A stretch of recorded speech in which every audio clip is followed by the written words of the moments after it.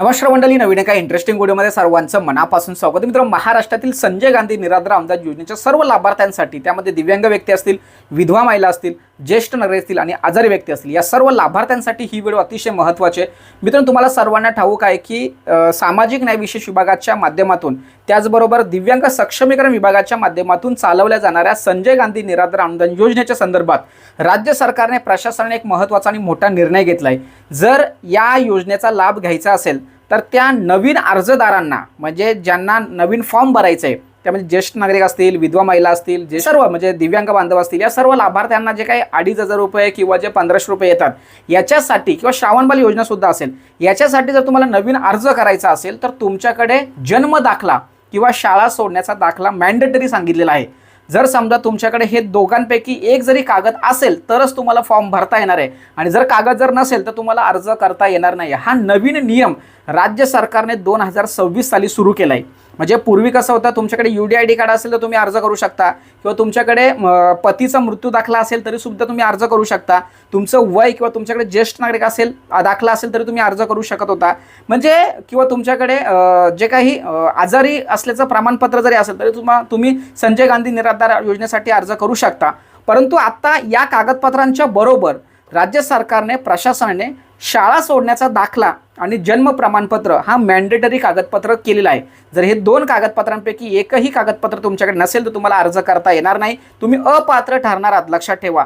आता जे दिव्यांग बांधव आहेत ते शाळेत जात नाहीत, म्हणून त्यांच्याकडे शाळा सोडण्याचा दाखला नाही आहे, किंवा जे ज्येष्ठ नागरिक आहेत त्यांच्या काळामध्ये शाळेला एवढं महत्त्व नव्हतं म्हणून त्यांच्याकडे सुद्धा शाळा सोडण्याचा दाखला नाही आहे. आणि अनेक लाभार्थी असे आहेत की त्यांच्याकडे जन्म दाखला सुद्धा नाही आहे, त्यांच्या नोंदी त्यांच्या ग्रामपंचायत असेल, नगरपालिका असेल, या ठिकाणी नोंदी नाही आहेत. अशा लाभार्थ्यांनी फॉर्म भरला तरी सुद्धा तो फॉर्म रिजेक्ट होणार, अशा पद्धतीचा नियम राज्य सरकारने सुरू केला आहे. आणि याच्या विरोधामध्ये एकही आवाज कोणीच उठवला नव्हता.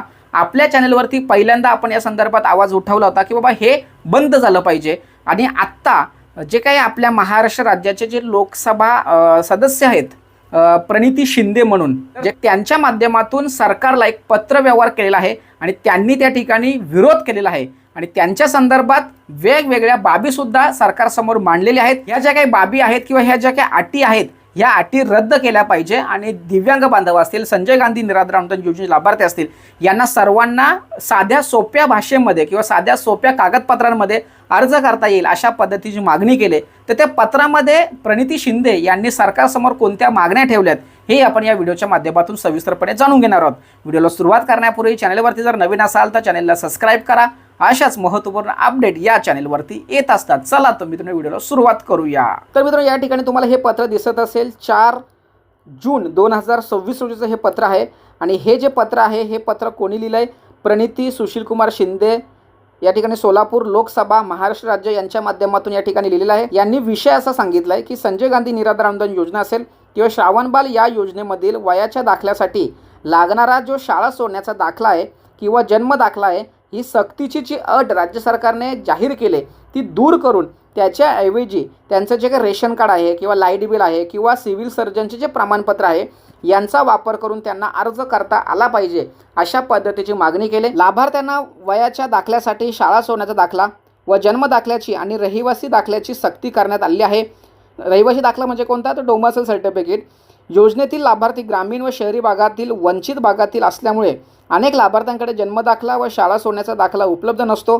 त्यामुळे त्या पात्र असूनही केवळ कागदपत्रांच्या जाचक अटीमुळे हजारो महिला असतील या योजनांपासून वंचित राहत आहे.